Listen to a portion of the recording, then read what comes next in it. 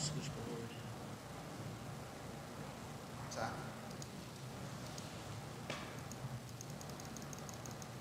Oh, the mix on? Yes. Yes.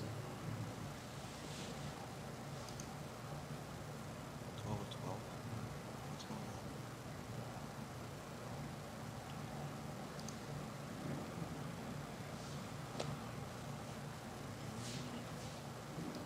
Use your words. You said I'm looking into it.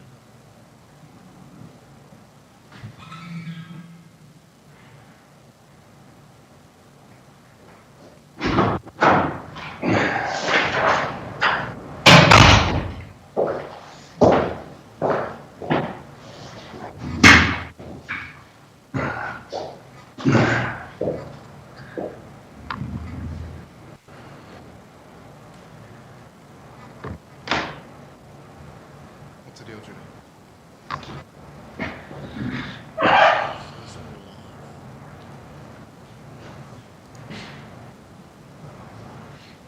Yes.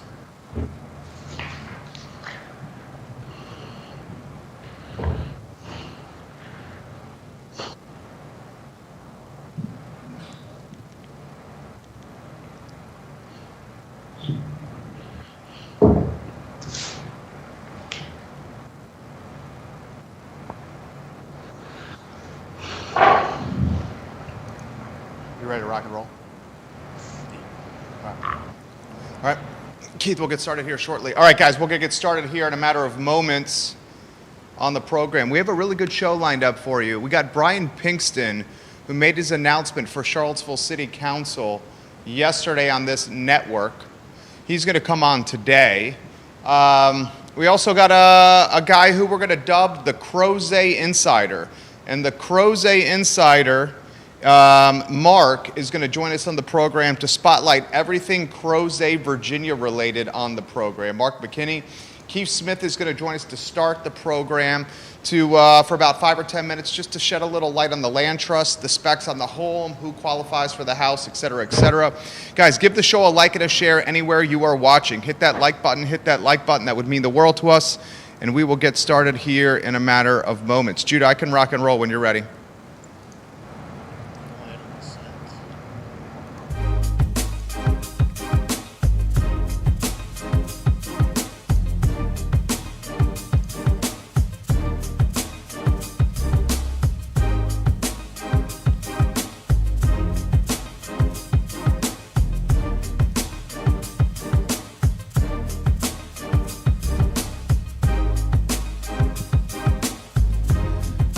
Good Thursday afternoon, guys. My name is Jerry Miller. Welcome to the I Love CVille show. We're live in Charlottesville, the Commonwealth, the country, and the world on the I Love CVille network, presented by Crazy Fast Ting Fiber Internet, the best internet powering the best network in the market, folks. Save $288 on Ting Fiber Internet only through ilovecville.ting.com. This is a busy show, crammed with information. Vanessa Parkhill, welcome to the broadcast. 5 states on the show already. Jamie Darman, welcome to the show. City Hall of Charlottesville, welcome to the broadcast. Here's what we're going to do. We have 3 heavy hitters on the program. We'll welcome Keith Smith in about 30 seconds to answer some of the questions that showed up on my personal Facebook page. Frankly, the post I did went viral. I mean, it went absolutely viral on the land trust and the telethon that we're trying to do. As of this morning, I think it had 97 comments in less than 12 hours. And you look at the post reach, which is something we can do because I have rights that others don't have with Facebook, with what we do as an advertising agency. The post reach on my Facebook page, just the one post about the telethon and the land trust, was seen over 30,000 people. So why don't we do that and welcome Keith Smith on the line, friend of the program, the star of Real Talk, which airs tomorrow on the I Love CVille network at 10:15. Keith, you are live. Thank you for joining us at a special time. I thought it was important after seeing all these questions come through on the thread after the post I did on my personal Facebook page. First, good afternoon. Second, the show is yours, my friend. Anywhere you want to go. Well, good afternoon. Over my right shoulder, you can see this Ting sticker at our office. So we're firing on all 12 cylinders on Ting. So we love those guys over here to crazy fast internet. Well, and then I just want to say thank you for pushing out. As those who watch Real Talk know that my Better 7/8 is up in Connecticut, so I'm trying to hold the fort down on work and try to respond to text or to Facebook messages. So first and foremost, I just wanted to thank everybody for the energy that they've put in and the taking the time to answer and ask questions. Frankly, there's a ton of them. We're going to attack them tomorrow, or we're going to try to answer them tomorrow in detail. No, we're going to answer them today. We're going to answer them today. Yeah, there's no question we're going to answer them today, because that's the whole point of this interview. We're going to definitely answer those today. So here's the first question that I'm going to throw to you. The specs on the house. What kind of size are we looking at from a housing standpoint here? Got it. Perfect question. 1,500 square foot, 3 bedrooms, 2.5 baths. 2-story home. They're duplexes. Actually, on Nassau, it's going to be on 10th and West. One of them will be detached because of the way the lot is configured. So there'll be two duplexes and one that's going to be standalone. So can we say that what could be built on 10th Street Northwest is absolutely identical to Nassau? It is identical to Nassau. Okay, We are and that's reproducing exactly the same home. And that's Christopher Bremett, the man behind that, right? Bremonti? He was one of our partners, so we're very fortunate. We put together a ton of partners to help us with that, and the list is very long. If you go on to the Thomas Jefferson Community Land Trust.org website, you can see who was the folks that helped us with this, from Segura all the way down to the excavator on the project. We leveraged, frankly, I leveraged 30 some odd years of relationships to help us solve this problem. Look, there was a couple of questions on the feed, and this story as better as anybody, or my saying that, not a silver bullet's going to solve this crisis, right? It's a silver buckshot. We just happen to be maybe 2 or 3 of those multi-silver pellets that come out here. There's a lot of other folks, a lot of other agencies and, nonprofits and for-profits and governmental folks are trying to do this, but we do what we do well. And we're just, frankly moving the ball forward. We're actually, instead of talking about it, we're actually doing it. The telethon is a week from tomorrow. The 12th of February, we're going to try to raise minimum $150,000 so we can do 5 units on 10th Street Northwest. If we can hit $300,000, then the piece of property on Carlton and Monticello intersection comes into play for 11 units of affordable housing. So Lloyd Snook is watching the show. Lloyd is commenting on the thread as well. He ran some numbers, and I appreciated the numbers he ran. He goes, look, with taxes and insurance, you're probably looking at about $1,000 a month for a price point like this, and you own the structure. Keith, from my standpoint, that's pretty darn good. Yeah, Lloyd is close. It may be a little bit one way or the other on that, so you'd need to do principal, interest, taxes, and insurance on it. So, but it's around $1,000 plus or minus. I didn't run the numbers, so I will take Lloyd numbers as gospel. I frankly haven't ran them to quote him. Here's a new question that just came in via Twitter. So we're now streaming this show, guys, to 3 times the social media platforms that we were doing last week. We upgraded our technology, and the show is live on Twitter, and we're seeing interaction here. Is there a down payment needed, distinguished gentlemen? Yeah, so there is. So there will be down payment assistance that we will be able to work with Piedmont Housing Alliance, and then our funding partner, which is Fulton Bank, has assistance on. For the purchasers that we did on Nassau Street, there was no down payments. We were able to raise the down payment for them. How about, and you answered this extremely well, Elena Mangione from Mangione's on Main was asking about HOA and condo fees. Yeah, no. So we use this verbal visual of what this is, because it's somewhat complicated, right? We own the land, right, and lease the land in a 99-year lease or 90-year lease back to the property owner, and the buyer buys the home that's on top of it. And the best way, it's not a condo, right, because it's not, but it's just a purchasing or an ownership model that I use to try to explain it. We retain ownership of the land. The buyer retains ownership of the property. And because we retain ownership of the land, so in the state of Virginia, everything goes with the land, we can now guarantee that these homes will be forever affordable. And that's what makes our model very unique. These are forever affordable homes. They're not one deep, right? Where somebody buys it now, captures the discount and sells it. Now these folks can sell it. They capture the equity, if they, whatever equity that is in the home, it's all there and they get to keep it. But the restriction is that it must be sold to another 80% or lower AMI. Now, 80% AMI sounds a little high, frankly. So that the folks over in Nassau Street, the average is around 60% AMI. That's really what we're trying to shoot for. But from a bylaws perspective and the way we function, it cannot exceed 80% AMI. Go ahead. I think the question was, what's the future sale look like? And the simplistic answer is, the buyer at 80% or below is going to kind of keep the sales price at a certain point, if that makes any sense. Throw this to you. This is open-ended. It's a broad question. Okay. Beauty is in the eye of the beholder. My wife says. Everybody has their own definition of affordability and affordable housing. Really? And it's such a nebulous, fluid phrase, affordable housing. From my standpoint, what you guys are trying to do with the land trust, brand new homes, roughly 1,500 square feet in the neighborhood of 200 to 215K, within walking distance of everything in the city of Charlottesville, solar power, net zero, with some green space in the background.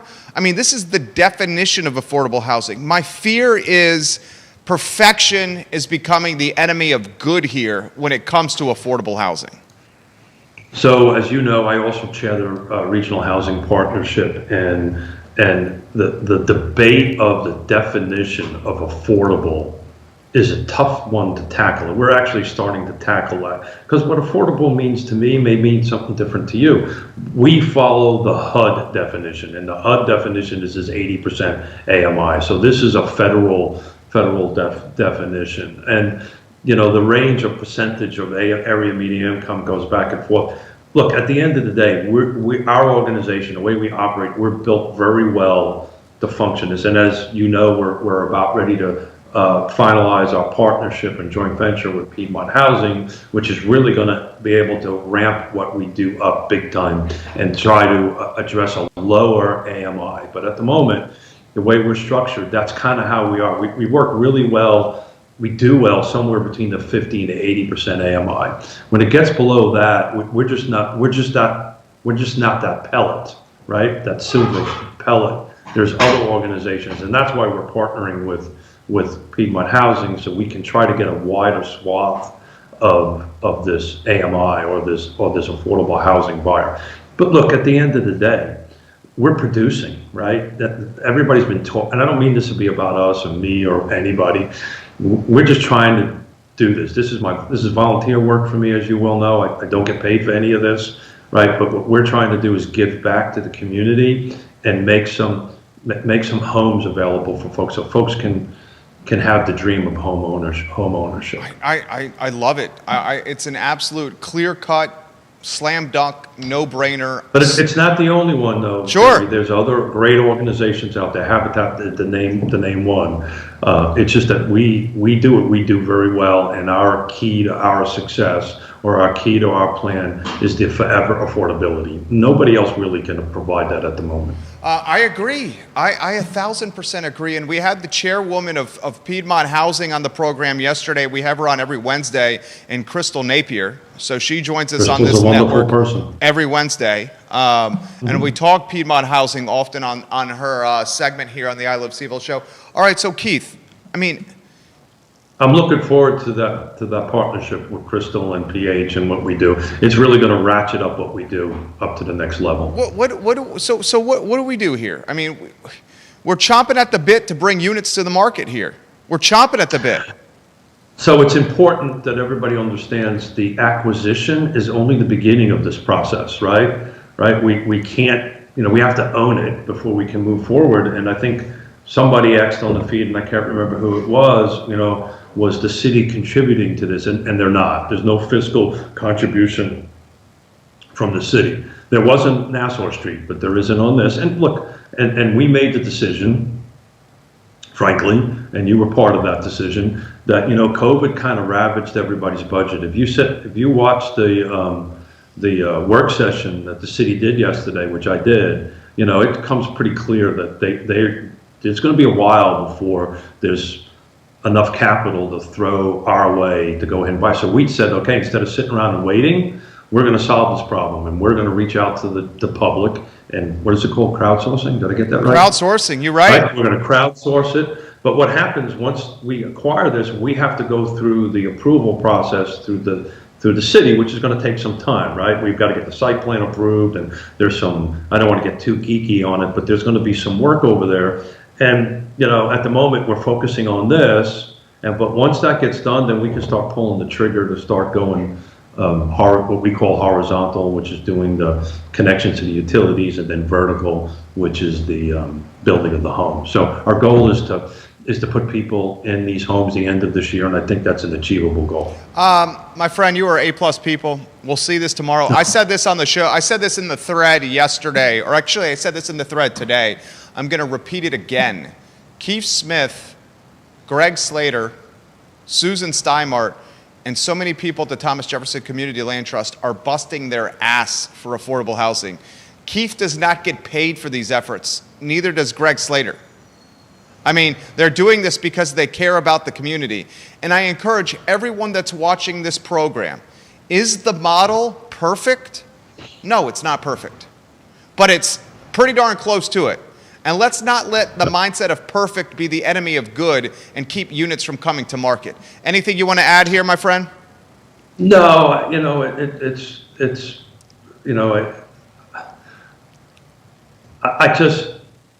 this is going to work. This is going to be great. It's going to be good for the community, good for everybody.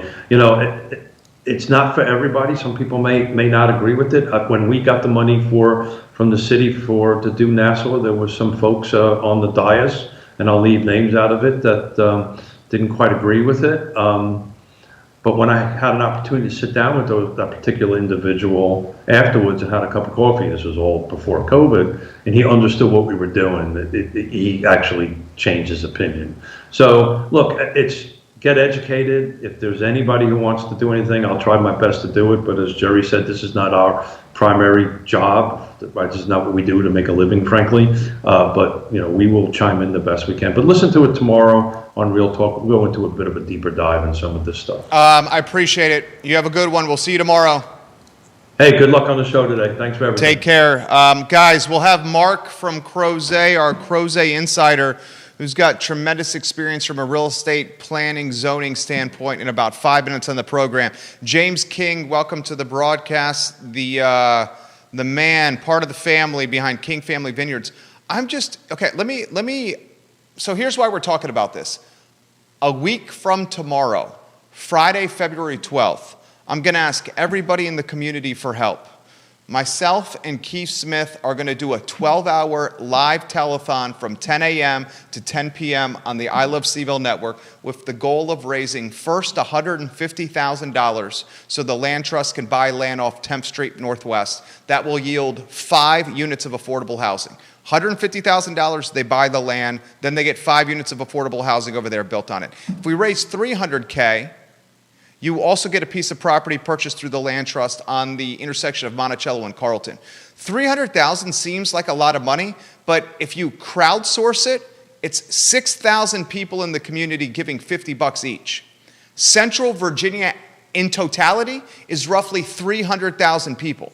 That means we need 2% of Central Virginia to give $50 each, and the land trust could buy 2 pieces of property and bring 11 units of affordable housing to market, maybe by close of business 2021.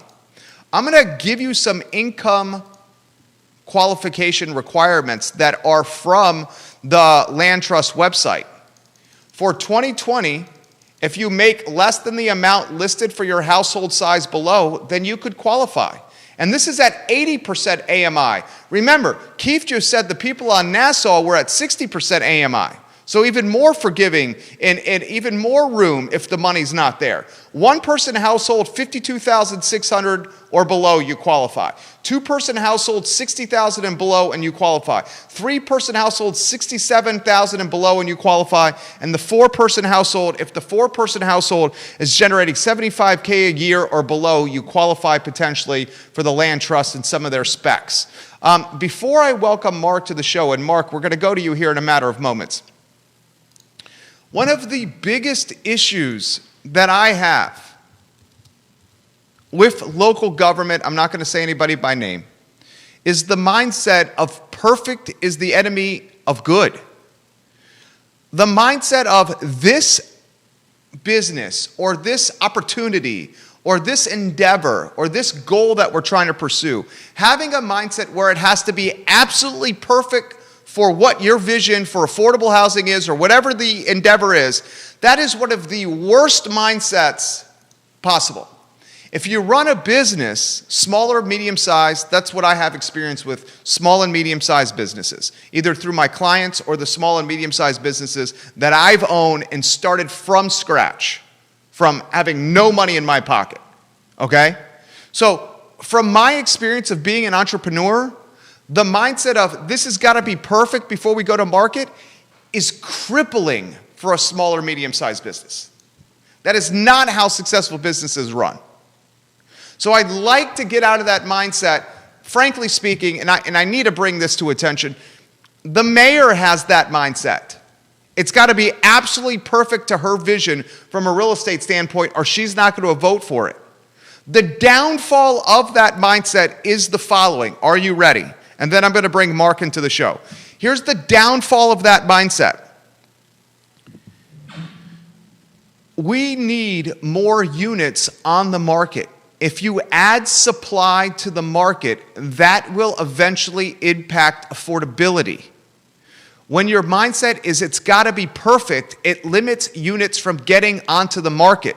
And by limiting the supply, undoubtedly the price point's going to go up because the demand is through the roof.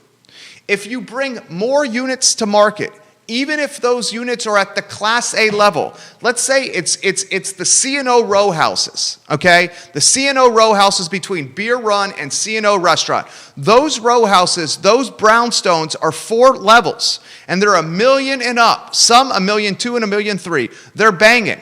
People, please realize, when these extremely expensive units go to market, they will have a positive impact on affordability in Charlottesville. You may ask, how does $1.2 million brownstone help affordability in Charlottesville? Because it increases the supply.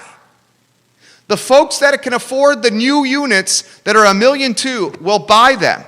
They'll buy them instead of buying maybe the $1 million price point. That means the next level of people buy the $1 million price point instead of the $800,000 price point. That means the next level of people buy the $800,000 price point instead of the $600,000 price point. And it has a trickle-down effect, increasing supply on affordability. This is basic supply and demand. I learned this in Ken Elzinga's economics class as a first year at the University of Virginia.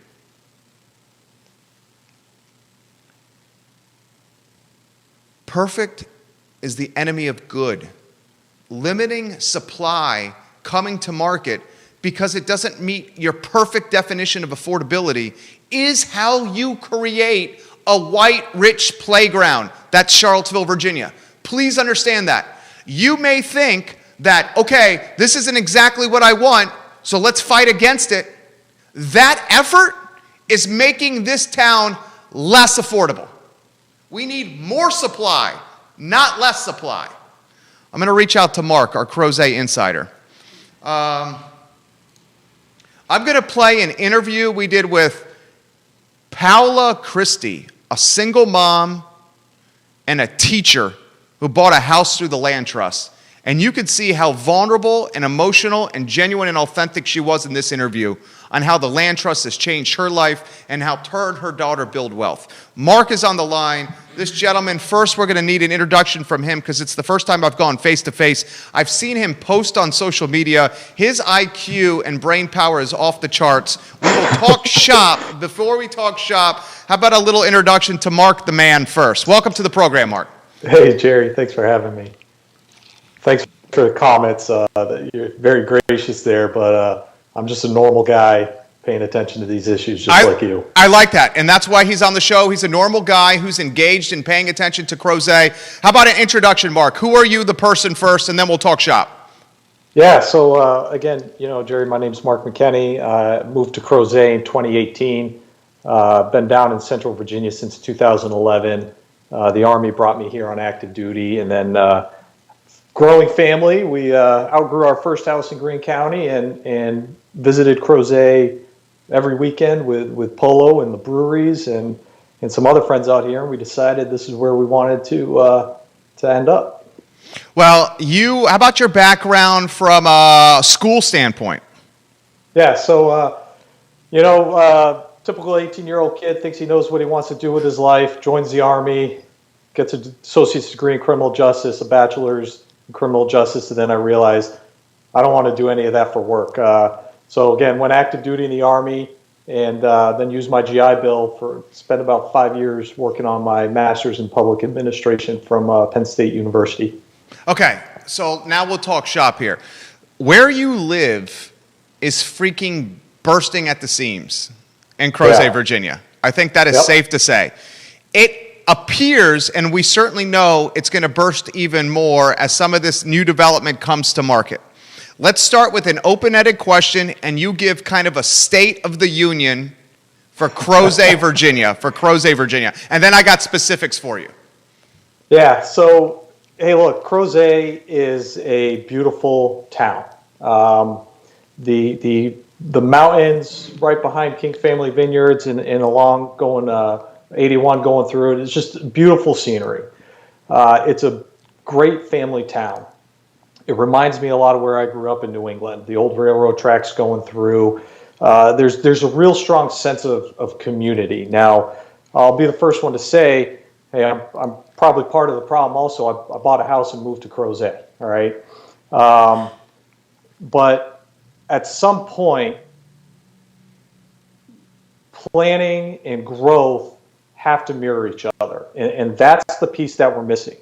And when my wife and I were researching where we wanted to move to in the county, we pulled up a plan. We looked at what is the county's plan for the future for this area.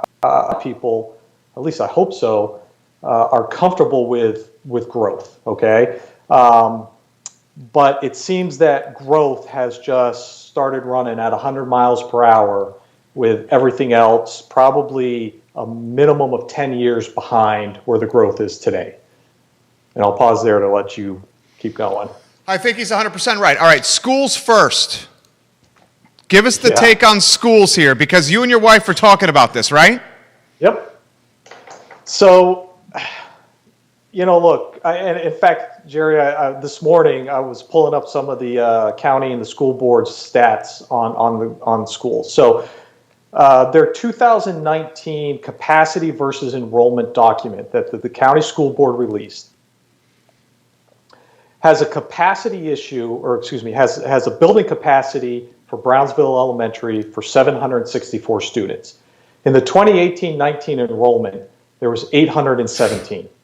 Okay, Crozet Elementary, where my kids go to school, has a building capacity of 330, and in the 18-19 enrollment was 380. Now look at this. The county's projected enrollment for calendar year 2024 through 2024 and 2025 has a student enrollment of 379 kids at Crozet Elementary. So we are already, at that point in time, with these stats, we are 6 years ahead of enrollment. And guess what? Using a $25 million school expansion to Crozet Elementary, which it's needed, but we're 6 years behind the eight ball here. So we're gonna expand Crozet Elementary. We're gonna rezone the two elementaries and the family homes in the neighborhoods to balance it out. But I think we're still at a capacity issue, even after dumping $25 million into expanding an elementary school. And it's gonna get worse. And it's going to get worse. That doesn't account for all the developments that Right. they're still doing. They're still building an old trail. Right. So it's going to get worse. Okay. It's going to get. So this is why we have him on the show here. So what do you do? What would you do? Oh boy, hey, look, Mark McKenney's ideas. What would I do, man? I think if I were in the county administrative side of the house, the first thing I would do is do an absolute pause on zoning going forward. We need to just stop the building of these developments and these houses. We've got two massive apartment complexes. You got the view off Jarman's Gap, which my wife and I drove through, and there were 4 vehicles in there. And I don't have the exact number of units, but it's got to be more than 100 units, apartments. You got the Summit apartment complex in Old Trail that they built, which they don't even advertise their apartment prices online. You got to be hundreds in those. And we keep building all these developments and these homes. And at some point, we have to say, we've got to stop and start earmarking taxpayer money to fix some of these infrastructure issues to then support a parallel effort of long-term residential growth and long-term infrastructure growth. You can't have one without the other, and that's where we're at now. I agree. Did you move to Crozet in part because of the schools? That was part of our reasoning. Western Albemarle does have Fantastic schools. High-rated schools. We have lots of friends out here. We were always coming out here anyway. And it was just that nice community town feel that we fell in love with. So the reason I ask you that is the schools are banging. We all know they're fantastic schools, and they're a lure and appeal for people to bring to this area. So this growth situation is not going to stop. It's only going to snowball because mom and dad always want what's best for Junior. I know my wife and I certainly do for our kid. So throw this to you here. You got 2 apartment complexes that are coming to market now. From my standpoint, and you know Crozet better than I do, I'll cut to the chase. From my standpoint, those 2 apartment complexes in Crozet are extremely needed because you don't have a lot of housing for the person on the totem pole that's not making a ton of money in Crozet. There's not a lot of housing like that exists in Crozet right now. So I think those apartments are needed. The second question I have is, when these apartments come to capacity, when the lumberyard project is finished and whatever happens with that downtown walk and pedestrian area, how do you see Crozet playing out? Because those are 3 big time draws there. All right. Well, I think you answer that question in 2 ways. The first way is, how is it going to play out if the county does nothing? It's going to be a train wreck, all right? Downtown Crozet Initiative Project, and that's, Jerry, that's something I didn't even bring up. That was another reason why my wife and I moved here. It was just this beautiful downtown. So now you impact the traffic of people coming to Crozet. We already have people coming for Pro Renata, Star Hill, King Family, people going to 151 on that route. Now throw in the Downtown Crozet Initiative Project. So another thing I pulled up, Jerry, Crozet Ave. Okay, Crozet Avenue, average daily traffic, right, in last year's VDOT report was 7,900 vehicles a day. Wow. All right, your 250, 64 interchange, 22,000 vehicles on average a day. And your 250 and 240 interchange area where the county and VDOT want to put in a traffic circle was 9,800 vehicles a day. All right. So if we don't do anything with the infrastructure issues, those numbers are only going to increase. They're going to increase anyway just because of the residential aspect. So at what point do we break everything? At what point does everything just kind of crumble and people stop moving to Crozet? And now you're going to have the reverse effect you have now. You're going to have more supply in the housing market than demand, right? Because people are going to start leaving and they're going to start spreading out down to Batesville, possibly up into Whitehall, maybe over the mountain to Waynesboro. I think you had some stats that Waynesboro was like your number 2 area that people are moving to. So that's to answer your question that way. If the county starts investing money towards these infrastructure projects, okay? The roads, some of the developmental areas, I think you'll be able to balance it out. Because my question with the Downtown Initiative project is, where the heck is everyone going to park? There's no parking. There's no open parking spot to fit 50 vehicles. So we're doing all of this stuff to grow the area, but we're not doing anything to sustain the area. And that's the key word we have to answer, is how do we sustain everything we've just done over the last 20 years? You are good, dude. This man is engaged and well-read. What am I missing? What am I missing here? What's a topic? Your handsome young man behind you wants to come. I would love if he came in the interview. He's certainly welcome here. It adds a little flavor. Your little boy's over there. What's up, man? What am I missing that should be in the news cycle about Crozet that is on your brain? All right, so one of the things I think that we need to look at, and I've talked to our Board of Supervisor rep, Ann Malik, a few times about this, or not just this specific topic, but Crozet in general. And I think, look, I think Ann is a wonderful lady. I think she's done very well. But Ann is one of 6 people on the Board of Supervisors. Ann Malik understands what's going on out here. But when these zoning packets keep coming in front of the Board of Supervisors, Ann can vote no all day long. It takes 4 people to say yes. And those 4 people have no dog in the fight out here. They don't deal with it. They don't have to worry about it. Having a degree in public administration, I also understand that's tax revenue for the county. Why would you want to say no? So one of my recommendations is I think we need a 7th member on the board. I think you have to split Whitehall in half, the district that Ann represents. You got a county of almost, 100,000 people in this county. I don't know the population for the Whitehall district. And this entire county is 750 square miles. I think we need a 7th member on the board. I don't know if that would actually make a difference. And I think that the board has to have kind of a awakening moment of realizing if we don't start fixing some of these things and addressing it now, we are putting a lot of unnecessary cost on the taxpayers. So you're going to have folks in Scottsville, Pantops, Forest Lakes area who pay the taxes just like we do, and their projects are going to get delayed for years because they're going to have to earmark millions of dollars into this area. As an example, you got, like I said, Crozet Elementary, $25 million project. The Eastern Ave Connector Road, which isn't built, which has been discussed being built for almost 20 years now, the engineering report that the county just received, I think, had a $25 million price tag on it. So 2 projects just for Crozet at a cost of $50 million. And we're not even scratching the itch. All right, dude, this guy is fantastic. I definitely will welcome you back on the show if you have the time to join us. You just led me to this question. Is there a bubble on the horizon in the Crozet market?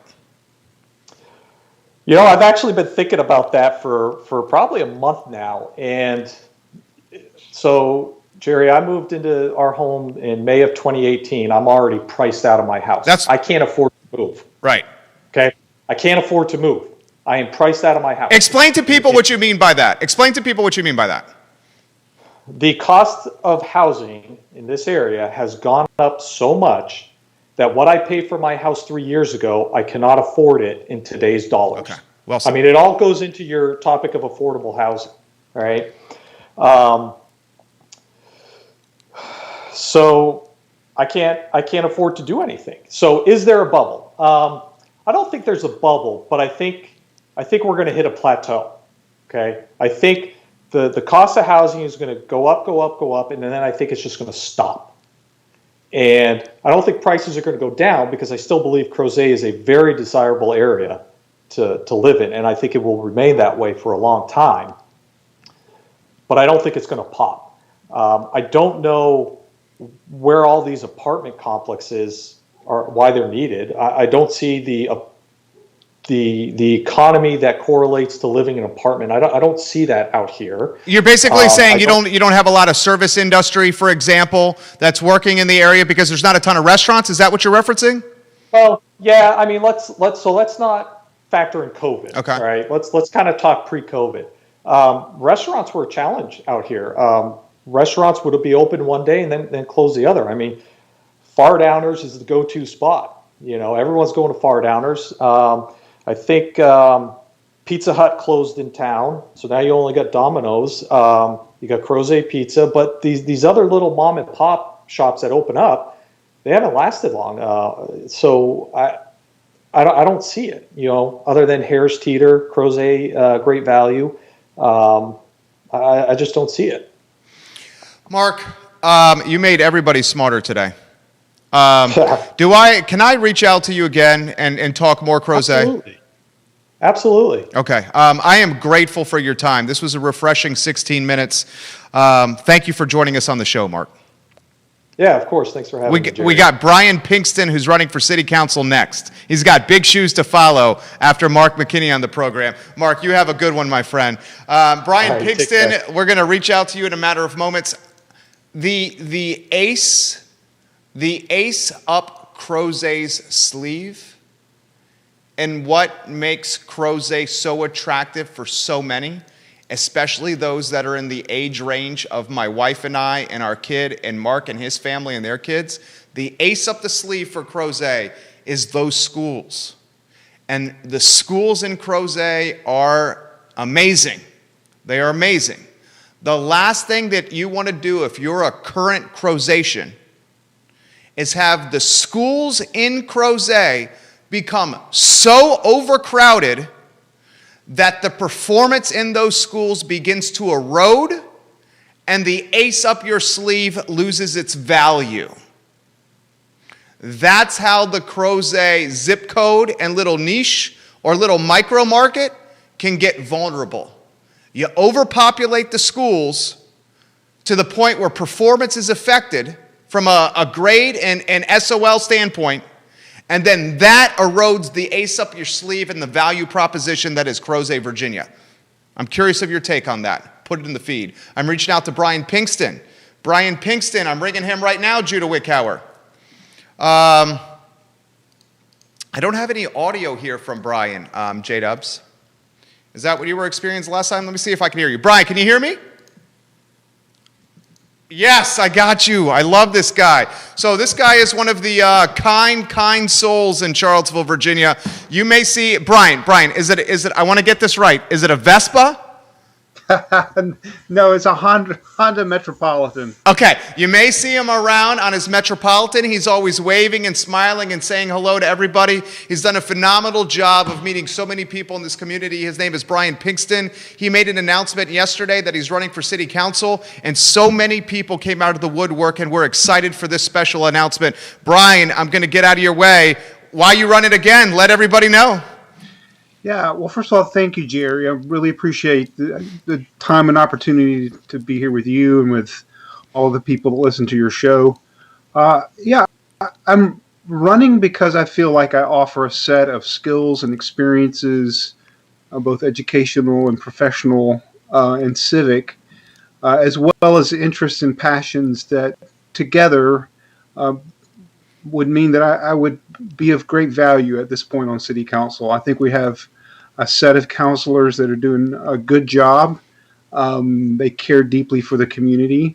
But I feel like at this point, particularly with some of the other people that are running, that I would be a good partner with folks on council. And particularly given my project management background and given the fact that I ran 2 years ago and got to know the community very well, I think that I add something just in terms of the combination of my skills and background, as well as just the fact that I am interested in the work that would be involved. So those are the reasons, and this seems like a good opportunity with a new city manager in place, with hopefully some stabilization going on, that with the next council, it would be a great opportunity for things to not only stabilize, but to move forward into a great future. Our guest, Brian Pigston, this gentleman running for Charlottesville City Council. It's his second rodeo. We have the Seville Weekly, NBC 29, CBS 19, and Daily Progress all watching the show here with Brian Pigston. Brian, how about the conversation with the family, the wife and the kids? How did this go? Because this is your second rodeo. The first rodeo, you guys were grinding, so there was a lot of time away from the house. How does the conversation go with the wife? Because I know in my house, when my wife is happy, my life is better. When my wife is not happy, Brian, it's tough. You know, you really hit the nail on the head, Jerry, as you so often do. That was certainly something that we had to think through. I had really not planned it to run again. I really enjoyed the first go round. I was disappointed that I lost, but used that as an opportunity to consider other options. But we feel committed to this area. With speaking with my wife and my children, fortunately my children are a little older now. My children are actually young adults, so I've got a little more flexibility than perhaps you do at home. But yeah, the last time I ran, those 6 months were truly grueling. Trying to keep down a full-time job, and then the work with the campaign. And the strategy that I took, based off all the advice that I got at the time, was to knock on as many doors as possible. And so I knocked on close to 3,700 doors, and so I'm hoping that I can build on that this time. I did have to talk with my wife and try to convince her that this time I won't be quite as pounding the pavement every weekend or weeknight. But yeah, so we certainly have thought about it. I mean, I'm at a point in my career and in my life, just sort of as, you know, as these things go, where I just was really thinking about where I wanted to contribute in the next, 5 to 10 years. And I still feel like it's Charlottesville. You're getting props from John Duffy, Evan Hansen, Tim Reed, Jehu Martin. You're getting props over there from folks that are living in Belmont. Barry, welcome to the program. Throw this to you. I have said on this program that this election is the most important election in Charlottesville history.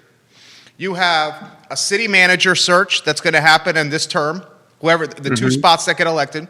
You have that Market Street parking garage, which is what, a $13-14 million project in a relationship and a promise to Albemarle County. We got the West Main Streetscape, a $50 million plus project. We got school reconfiguration. Hell, we're coming out of COVID and the budget is in the crapper. We know we're coming out of COVID. We're still trying to find our identity post August 12, 2017. I mean, your thoughts. I mean, this is critically important, this campaign cycle. Yeah. So, I think with meaning no disrespect or disagreement even, but I think every cycle, that's the assessment that people had. I know 2 years ago, it felt like, I couldn't throw a rock without running into another candidate like myself. And so there was a lot of energy there. People saw how important it was at that point. And little did we know that team would have to deal with COVID. And I think that they've done an admirable job, all things considered. And hats off to them. So yeah, I mean, I think that the opportunities this time will certainly be challenging. Whether it's the most important or not, I don't know, but I do think there are interesting challenges that are real, particularly the turnover at some of the higher levels in city government, the turnover within city government itself. I think we're really blessed to have found Chip Boyles. He's a fantastic guy. But we have, my own view is one of the most critical things is doing all we can to support the city manager as he tries to stabilize the city and build the sort of professional, people don't like the word bureaucracy, but whatever you want to call it, the professional consistency that we need to do the work we need to do every day in the city. Clearly COVID, I think all of us, me included, were hoping that, after the first of the year, the skies would open, the vaccines would come, and everything would be great. But now we've got these new variants. We continue to have people that are concerned about even getting vaccinated. So I think we're going to be dealing with just the practical impact of COVID for a while. And the impact that has on tax revenues, in which funds obviously the city budget. That my sense is that those are going to be the two biggest things. So throw this to you. So you have the appearance of level-headed and consistent, and Boring. you see what you get, and you're consistent, and you're like a metronome, like a North Star. And I think those characteristics and that personality makeup is important now, because from a Charlottesville small business owner, okay, from someone who the business identity is tied to the positive and success of Charlottesville. It's I Love Seville's the company here. From the average Joe's perspective, my perspective, the average Joe, it seems like your personality, skill set, the even-keeled, level-headed, we need more of that on the dais right now. I'll let you go anywhere you want with that topic, because I know you're probably thinking that's a loaded statement. What I'm basically saying is, even council has admitted there's been dysfunction on the dais. Even council has admitted that. How do you solve that conundrum? Yeah, I really appreciate that question, and I appreciate what you said. I hope to be constant, and I hope to be empathetic and kind, whatever I do, and to be level-headed. My undergraduate was in engineering, and I have graduate degrees in the humanities, and I've done most of my career has been project management work, and you just can't succeed with project management if you're not engaged with all of your stakeholders. And the stakeholders in the city are more, as much as I respect and appreciate the activist community, but the stakeholders in our city are people like yourself, as well as the activist community, as well as the Downtown Business Association, as well as everyone in this entire city. Now, anything we do needs to go through the lens of equity. And I hope that I say that with more than just sort of passing reference, because it's important to me. Every person in the city needs to be treated with compassion in a sort of holistic view of their background and how they can be raised up. So yeah, I hope that the sort of various parts of my character and my professional background and the things that I value will resonate with voters. They did last time. I think that it is something that I could bring on board the council. I will say that councilors Payne, McGill, and Snook, I got to be, I don't know if we're friends per se, but pretty close with each of them during the course of the last campaign. And I look forward to, several of them have already reached out to me in terms of how, what kind of information can I help you with, what sorts of, just a general sort of thoughtfulness about wanting to support me as a candidate in terms of having the information I need to speak. And obviously you have Juan Diego Wade who's running, who's just a fantastic fellow and my neighbor, in fact. Really? Down the road. Yeah, we both live on St. Charles. So I think that there's a, and the other thing I'll say is it seems to me, looking at things in a positive light, it does feel like that council has become a bit more unified with some of the votes that I've seen. And everyone on that council right now cares deeply about the city, which I think is really an important thing to keep in mind. All right, so give us some perspective here. What do we expect from the Brian Pixton campaign between now and what? Next step is the Democratic primary, right? And then November 3rd, the general election. What can we expect? Correct. Well, a good bit about running for office is trying to raise the money that you need to be able to run for office. It's one of the first things I was taught or told when I first started getting involved in this sorts of thing several years ago was, you're not going to like the fact that fundraising is a good bit of what you have to do as a candidate, but it is, because it takes money to put out mailers, takes money to do the work that it takes. So a good bit of what I'll be doing is working behind the scenes to try to raise the funds that I need to run a campaign. Obviously, in a post-COVID world, I won't be knocking on 3,700 doors this time. So our strategy is still evolving in terms of figuring out how to do that sort of outreach in a different way. I look forward.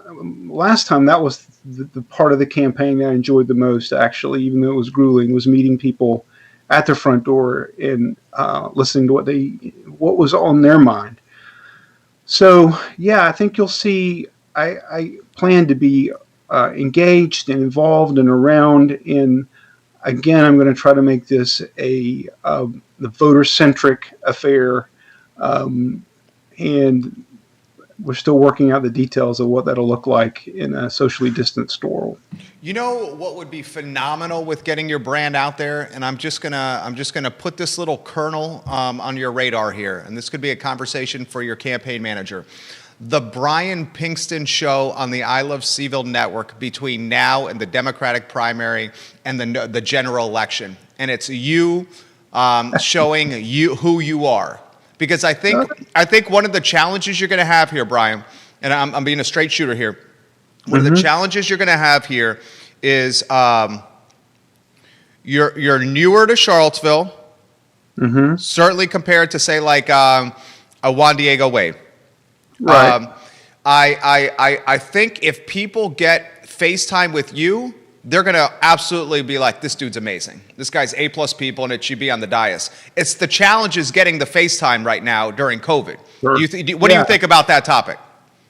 Well, let me think about that. I really appreciate the opportunity and the idea. I'll let me roll that around with my campaign team and see what the consensus is. But thank you for that. Absolutely, Brian. We'll close with this. Why should folks vote for Brian Pinkston?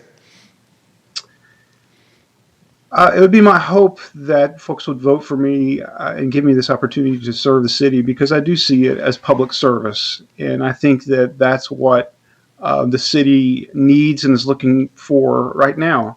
I believe that I have that combination of both soft skills and hard skills to really be able to lead from day one in a way that will be inclusive, in a way that will be caring, but in a way that will also be competent.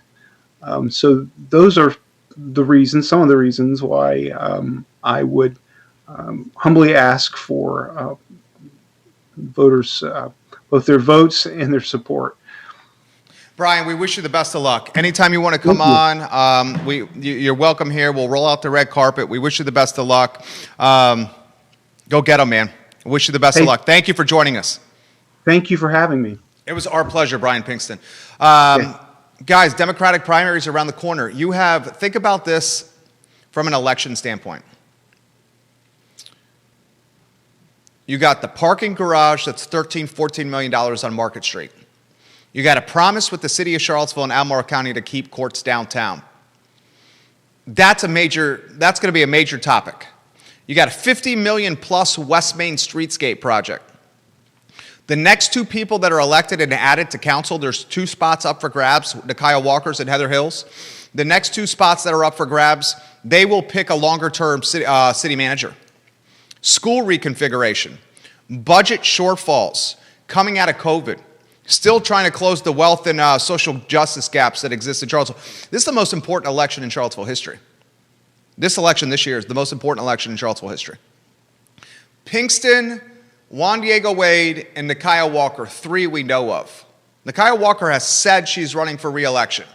I've heard from others that she's considering otherwise, but until I hear from her on the record that she is not running, I will include Nikiah Walker in the pack of Juan Diego Wade, Brian Pinkston, and Nikiah Walker. Those 3 of running again. We know of 3. Until I hear that Nikiah Walker is not running again from Nikiah Walker, I include her in the 3-horse race for 2 spots. That is Juan Diego Wade, Brian Pinkston, and Nikiah Walker. Until I hear otherwise. This is the most important election in Charlottesville history. Now, I'm going to close this show, and before I do, by playing an interview we did on this show. Would you say her name is Paula, Judah? Paula? I'd pronounce it Paula. Paula? Okay, Judah Wickower is our fabulous director.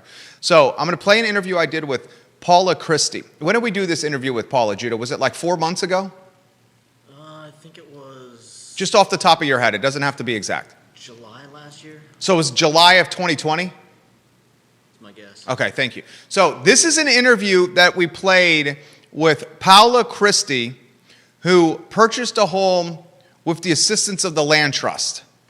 I'm going to play this interview so you can hear from a mother, a single mom. She's a single mom.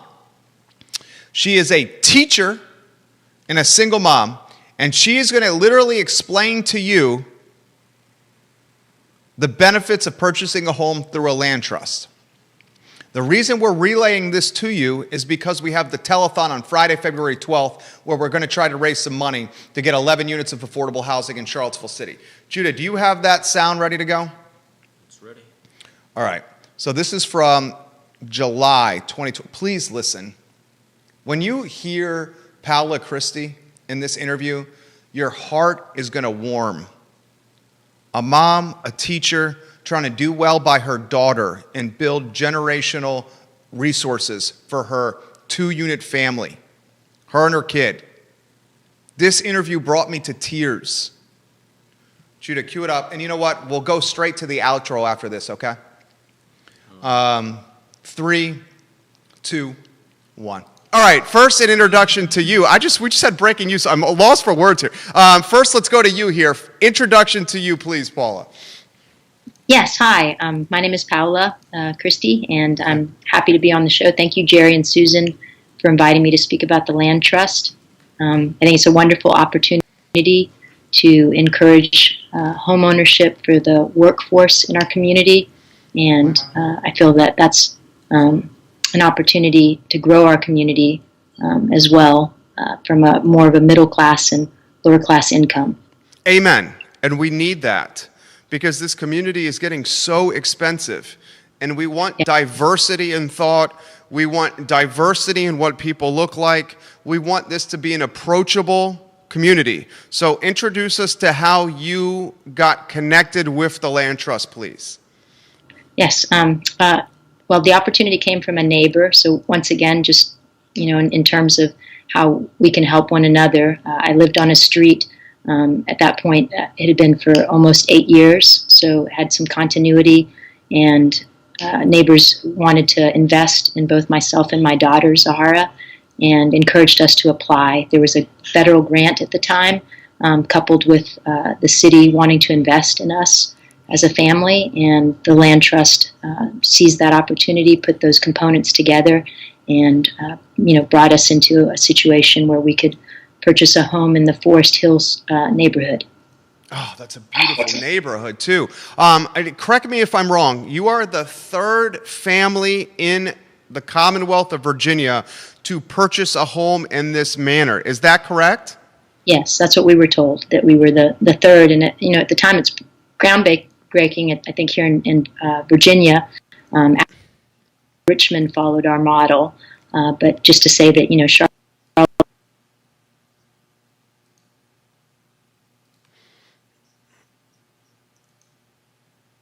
providing, and by doing so, we've led other cities within our state to do that.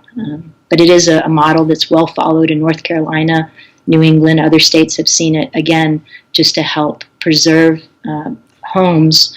Our home, could have easily been turned into a rental property. We're just down the street from UVA Hospital, the UVA college campus. Those homes can easily be rented. But then you lose a sense of community. You don't know, your neighbors. There's turnover. The investment in the yard and in the space itself, I think, can sometimes degenerate in those moments. Not always.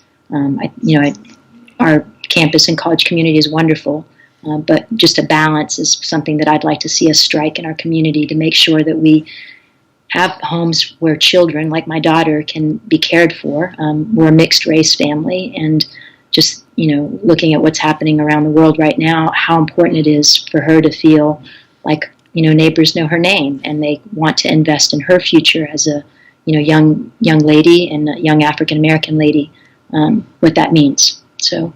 What a beautiful take. That was amazing. You have a way with words as well. We go from one rock star mama bear to another rock star mama bear. How about this in regards to and you've touched on this, future of your daughter, investing in your daughter. I mean, anywhere you want to go on that topic. My kid is 2. Your daughter's much older than my little boy. And I'll tell you what, since I saw our son Trey come out of my wife at Martha Jefferson Hospital, I realized, A, that women were a hell of a lot stronger than men. B, I realized that my love for my wife went to and I'm getting choked up. My love for my wife went to a completely different level. And we will do anything ever for our kids. And it's not unique to us. It's everyone that has kids for the most part. Anywhere you want to go on that topic? Yeah, I think it's so important. Our yard space, she went from a house where she didn't have a sidewalk. So we, walking to go visit neighborhood friends was not a safe opportunity for her. So we now have a sidewalk in front of our home that allows her to visit a neighbor up the street. They've started their own sewing club, just opportunities that she wouldn't have if we didn't live in a space where, one, other families could exist. Our neighbor across the street, he runs, Nathan Walton runs Abundant Life in the Prospect neighborhood. So just he and his wife Diamond are genuinely good people that I want my daughter to have as role models. And, to say that they are invested in our neighborhood too. The other neighbor that we have across the street, she runs Camp Holiday Trails. So all of these, individuals who own and can, again, are working class individuals, but are doing so much for our, town. And how can we, feed other children into that space that could, for me being a single parent, it's so important to have other role models for her. So I'm grateful. Well, you are amazing, and you're a popular lady here. We have moms reaching out. I will get to this, guys, here in a matter of moments and relay it to her. You believe in this model of home ownership. Why Yes. do you believe in this model of home ownership? Well, one opportunity that this presents is for individuals like myself who don't have an income to be able to purchase, home space with land, again, because of the, price value that we're at. Price point value is just too high. I pay for my home mortgage, so the actual, fee that I pay is comparable to, high rent in Charlottesville, but still I'm, making myself available now to both a house and land. And that land space is not owned by me. It's owned by the city. So this home will never be anything other than what the city dictates as far as a home that's affordable. I have a 99-year lease, and so that affords me, to live my lifetime throughout that point, and offer it up to my daughter, pass that she has and I inherit that. So the house is mine. I do work cooperatively with the land trust, so any changes on the home are sort of a cooperative venture, hopefully with them, in a discussion. And the land, even though the city owns it, I'm welcome to, grow or put things I see fit. So we now have our first garden, which is wonderful. We picked our first watermelon this week. So just great things that, again, benefiting from. Had she not had land space, she wouldn't know how to do those things like grow her own food or share her food with neighbors. The fact that we've been able to give the Waltons some of our tomatoes or cucumbers, their children who are young are also seeing that garden. So lovely things. How about this? Your daughter, when mom becomes a homeowner, your daughter looks up to you. You're a homeowner, which in a lot of ways, I know it's cliche, but it's true, is the American dream. What did she say when you guys now homeowners to you, Mom? Well, it was a sort of a beautiful goal for us. My daughter is a groundbreaker herself, needless to say, but she spurs me on to greater things. I'm sure you know that already. Like you said, with your 2-year-old, they inspire you. And she asked for a home, and she said, "Mom," she said, "I'd like a home by the time I turn 8." And you don't want to let your kids down. And so I definitely have her to thank for that. And I know that she in the way that you said that looks up to me is also learning. She's learning about how to take care of a home, how to make repairs, how to, look at budgets and finances and know that it's possible, even with, just my income and being prudent about our finances, that we're able to do things. And she sees the value of that. And so, yeah, I'm excited that I can be that for her. And likewise, that she can encourage me to greater things. So beautiful. I love this show. I love this network. I love the people in this town. Do you feel, this is a tough question here. Do you feel like you're a leader? Do you feel like you're an influencer or making an impact in this town? Because I'll tell you what you are. I mean, I'm watching people responding to you on the feed here. I'm seeing it. I'm getting the messages here. I mean, I know you're humble, and you may not want to speak about yourself here in front of a lot of people. But the concept of you being a leader here in this community, it is a fact. Anywhere you want to go with that topic. Well, it's funny, right? You don't always see yourself in those eyes. I'm grateful. I know that the Waltons have had me taking care of their children this year, and I can tear up about that. It means a lot, just to know that you're in a space where you can be trusted, and to have people that are so good-hearted that you can be around, and that your children can share a life with. So I'm grateful that I can lead that in that way, that I know that I'm hopefully giving a gift back as well, and loving their children and the family that they've joined with, the Scotts.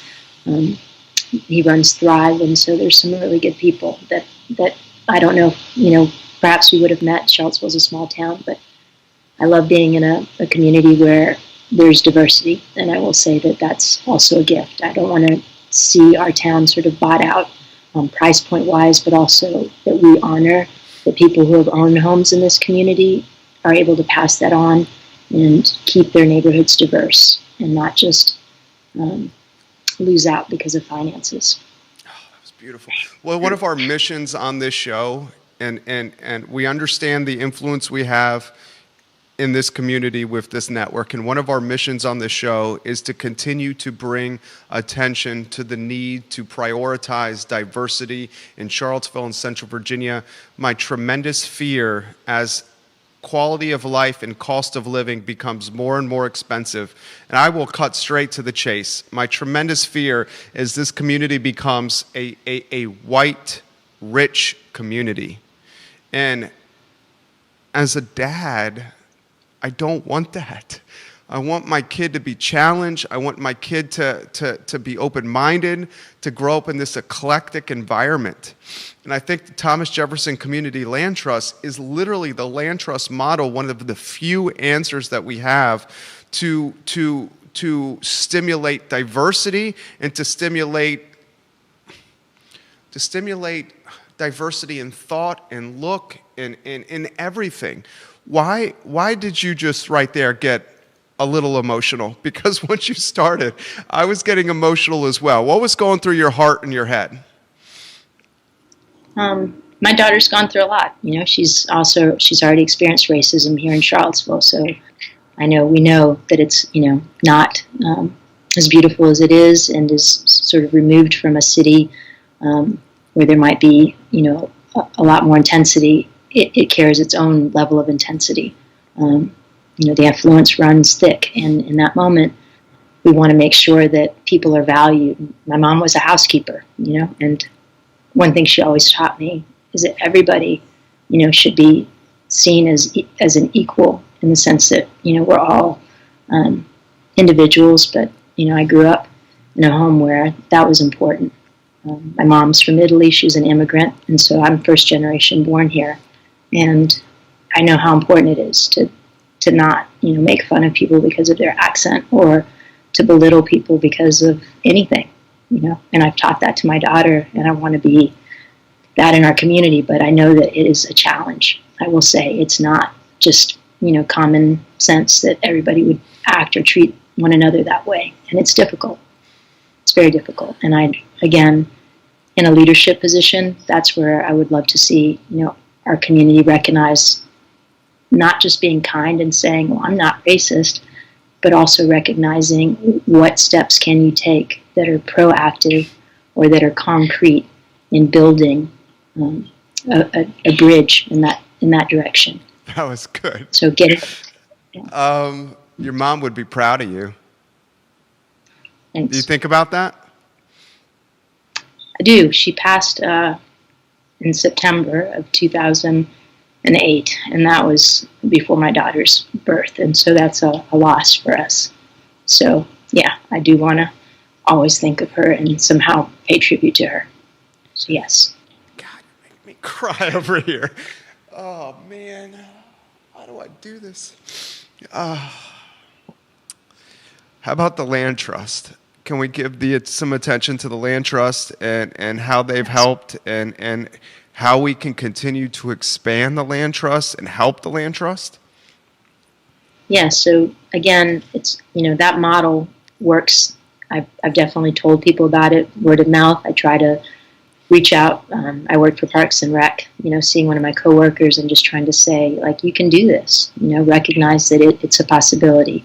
We see opportunities in places like Habitat, and some people, I think, are worried that, I don't qualify income-wise, or, is it a handout that I really am taking from someone else? But the income point is higher for the land trust than it is for a Habitat homeowner. So if your income, range is something that you didn't consider an opportunity, for a teacher, for police officer, for individuals that are in our community that are, again,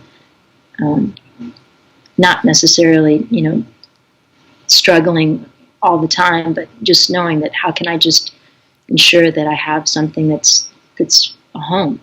And that is an opportunity I think the Land Trust offers. You can search for your own home, and as you're looking for your home, you propose it to them, and they review it as a board, and they see along, side the city if it's a land purchase opportunity for them. And if they see it as such, then you can go forward with purchasing your home.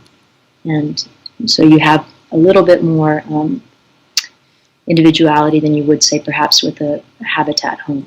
So little comparison, both of them are wonderful. I think either opportunity is great, but again, it gives you an option if you're someone who's trying to search for ways and don't think that perhaps you can do it on your own. Wow, this has been such a good show. You guys are amazing. Gosh, the feeling you felt when you signed on the dotted line and the home was yours and yours and yours. Empowerment, confidence.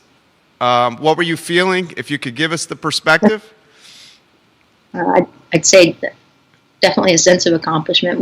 We put in a lot of time, and that's something too. If you consider if watching this and you're a homeowner or have multiple properties, like, could you, I know people donate homes or cars or different things. Like, could you consider that this could be an opportunity for the city and for the family? When I did it, it was difficult trying to find a home that we could qualify for, as well as could work with the program. So I know it was a journey, and we were the third family. I know currently they're building new homes as well, so that's something to consider with the Land Trust too. They're looking for property where they can build, as well as homes like mine that could actually be rehabilitated. So saving homes in our community that we don't want to just turn into rental properties. So yeah, I felt great. My daughter felt great. We slept on the floor our first night on a blanket and built it from there, right? So wonderful things. That's amazing. All right, last question. Anywhere you want to go on this topic. Charlottesville's a great place. Charlottesville has a long way to go. I think that's safe to say. I think we have the people in this community to help make Charlottesville, or help take Charlottesville where it needs to go. Anywhere you want to go on this topic, we're our platform of hope and positivity, but at the same time, we're realistic. Anywhere you want to go on this topic.